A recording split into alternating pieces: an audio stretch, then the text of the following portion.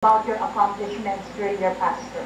Well, I'm a first-term mayor noong 2010 to 2013. Accomplishments ko ay we first had this itong 10-point agenda namin, which became our platform of government nung tumakbo kami in 2010.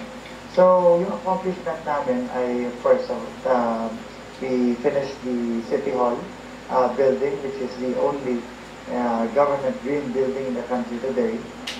Second, we built had our city community college operated. And third, we created our city hospital. Fourth is we have the River Esplanade, which is the longest river esplanade in the country today. Of course, we improved our slaughterhouse. We addressed the three major concerns of Iloilo in the beginning of 2010. That is power, maraming brownouts. Ngayon wala na, medyo konti na lang yung brownouts sa Iloilo. But we have already a new power plant operating the city of Iloilo. Second is, of course, the time, 2008, we experienced flooding.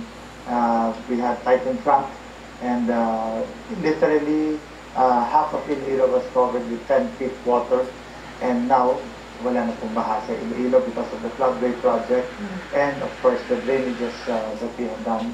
And third is of course ang issue ng water. No? So ngayon, that is what we're working on, and gusto namin na tapusin at saka ayusin yung problema sa tubig. So we built widened roads. We've built a lot of schools. We are one of the awardees, Department of Education here in Manila, on the number of one of the most number of classrooms that was built in an LGU. Plus, of course, our disaster risk reduction program is in place, and of course, our emergency response is also in place. So almost all this 10-point agenda was properly implemented and as promised. Mr. Ginto, can you tell